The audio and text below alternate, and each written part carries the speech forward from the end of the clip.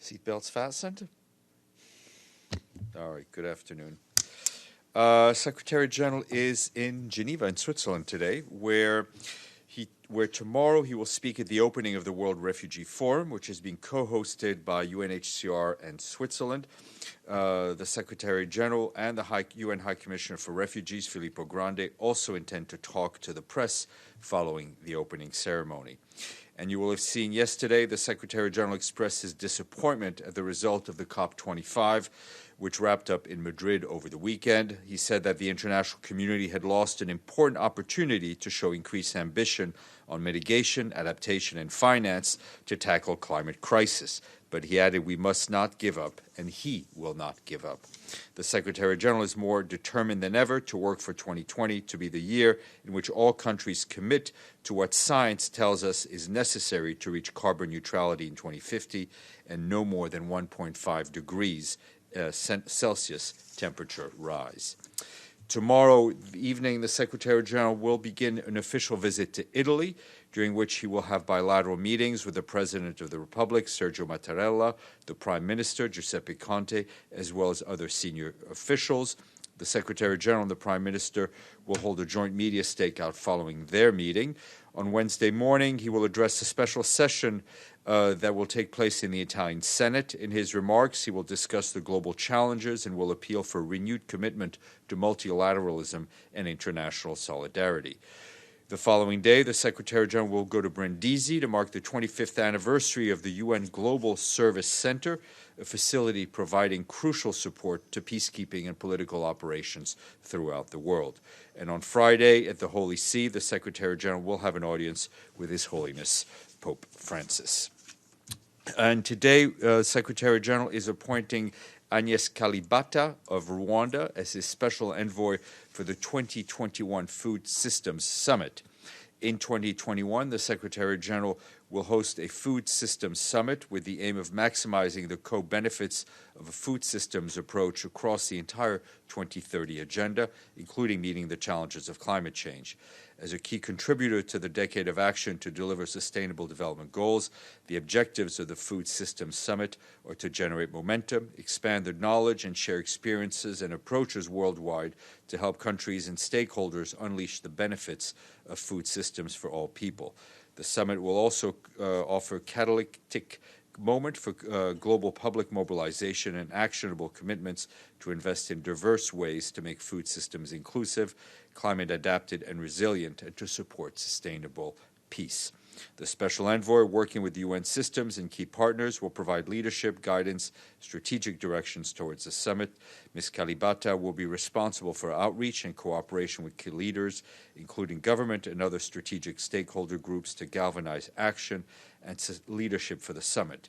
She will also support the various global and regional consultative events focused on food systems and transformation planned during 2021 and 2021. Ms. Kalibata has been the president of the Alliance for a Green Revolution in Africa since 2014. Her biography is available in our office. And the Security Council is holding an open meeting on the shared causes of intercommunal violence, preventing violent extremism in West Africa. Briefing Council members by video link, the Secretary-General's Special Representative Mohamed Mchambas said the region has been shaken by unprecedented violence in recent months, pointing to examples such as last week's horrific attack against the Inates military camp in Niger. Such incidents, he said, show how terrorism, organized crime, and intercommunal violence can easily intertwine. In the afternoon, the Council is scheduled to hold an open meeting on threats to international peace and security caused by terrorist acts, as well as a separate meeting on Afghanistan. And the Special Representative of the Secretary-General in the Democratic Republic of the Congo, Leila Zerugi, condemned the attacks attributed to the Allied Democratic Forces in the regions of Beni in the eastern part of the country. On Saturday, 22 people were killed in Ntombi and another 12 were killed in Kamango last night. In a statement issued today, Ms. Zerugi said these barbaric acts are orchestrated as an attempt to break the population's trust and discredit the actions conducted against the ADF by the Congolese armed forces and the UN peacekeeping mission. Today in Kamango, UN peacekeepers are conducting joint patrols with the Congolese military. The mission is also evacuating to Beni 6 civilians who were injured in the attacks. During the past week, the mission has intensified its joint activities with the Congolese army. The mission has also deployed an additional platoon of UN police to Beni to support the Congolese police, who have recently arrived to secure the town and its surroundings. The UN mission is also working in close collaboration with national authorities to identify risks and individuals inside communities who are helping to facilitate these massacres. The Assistant Secretary-General for Humanitarian Affairs, Ursula Mueller, conducted a 6-day visit to Niger. She met with the President and the Prime Minister and other government officials to discuss the deteriorating humanitarian situation in the country. Ms. Mueller also traveled to the regions of Difa and Maradi, where she met with regional authorities, local communities, and people displaced by the Lake Chad crisis and intercommunal clashes in northwest Nigeria. This year, Niger was hit by the worst floods recorded in 100 years. Ms. Mueller met some of those who lost their houses and are still living in displacement sites due to climate shocks. She also visited refugees and migrant transit centers outside the capital, Niamey, and reintegration center for children formerly affiliated with non-state armed groups. Over 2.3 million people are currently in need of humanitarian assistance in Niger. This number is expected to rise to 2.9 next year. The UN and our humanitarian partners are developing, together with the government, a humanitarian response plan for Niger for 2020 that will seek $407 million. And turning to the Philippines, the UN and other entities are in the area of the earthquake which struck Davao del Sur province yesterday, reportedly killing 3 people and displacing at least 50,000. We are there to support local authorities to assess the impact of the quake and the resulting priority needs. And the World Food Program said today the latest food security monitoring data, over 11 million people are continuing to face daily struggle to find enough food in Yemen. WFP has this year achieved an unprecedented expansion of food assistance in Yemen, scaling up by 50% from reaching 8 million people in the beginning of the year. WFP now provides food assistance to some 12 million people per month.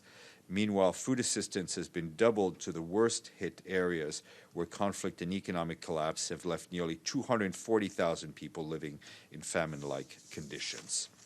And the Qatar Fund for Development and the UN Relief and Works Agency for Palestine Refugees, otherwise known as Unrwa, signed an agreement yesterday under which the state of Qatar will contribute $20.7 million to support to support the access of Palestine refugees to basic services in Syria. With this generous contribution, the total support provided by the Qatar Fund to Unrwa this year is to $40 million.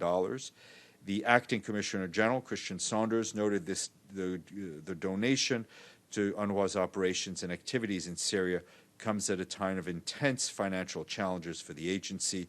He said UNRWA was truly grateful for the additional funding.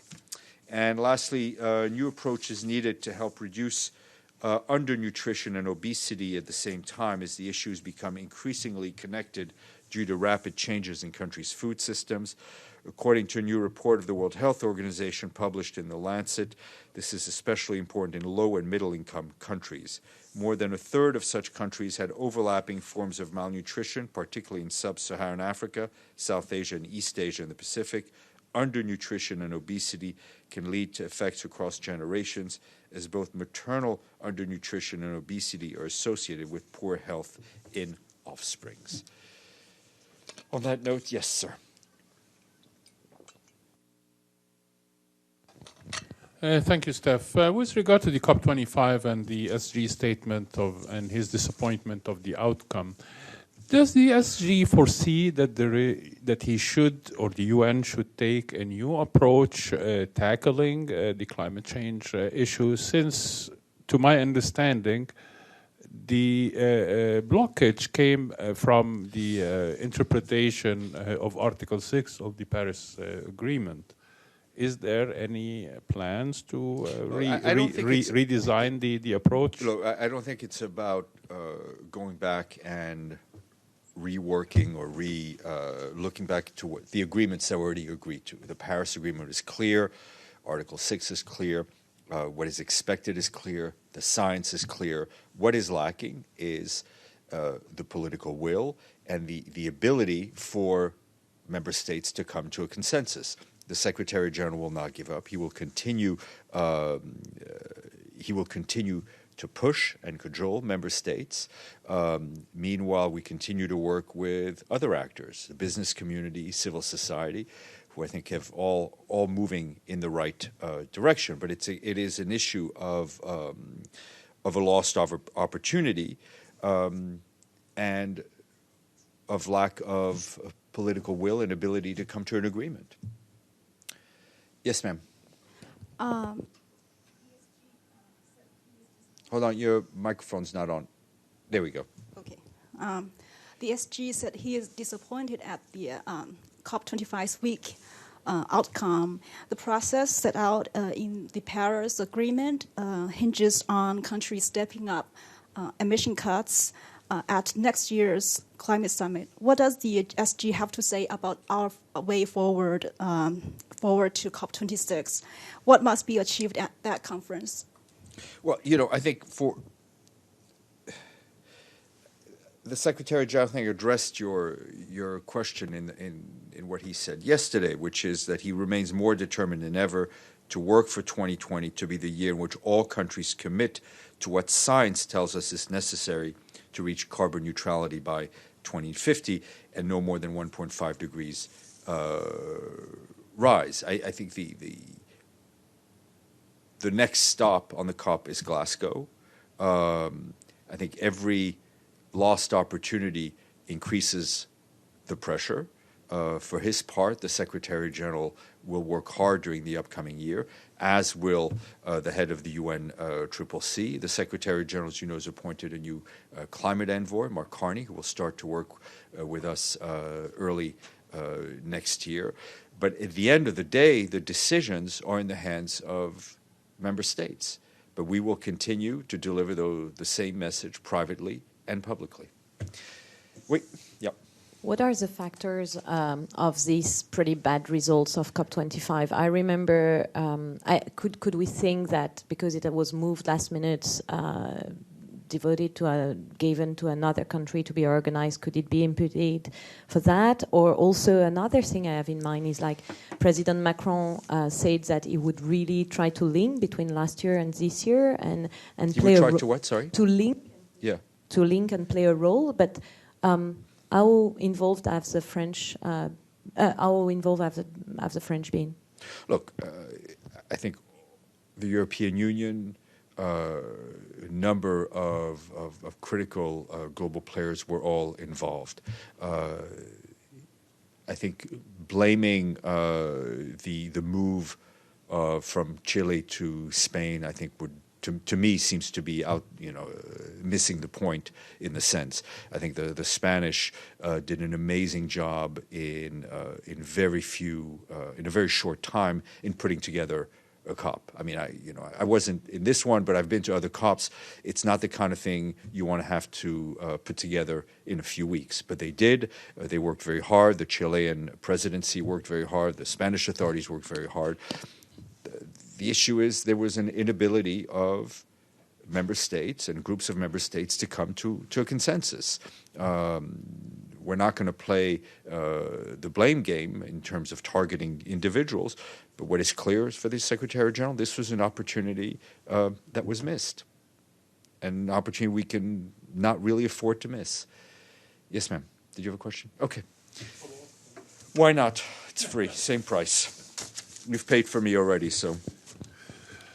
Is the reduction of the temperature to 1.5 degrees Celsius, is it still realistic after the outcome that now after 25 years of negotiations we seem to reach the stalemate?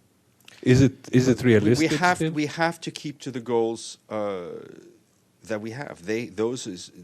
That's what should be driving the political action. It is already what is driving action across the private sector in a huge amount of sectors, right? The missing piece, as we've seen, was the political will and the ability for member states to come to an agreement to consensus on a strong agreement. Merci. Hasta mañana.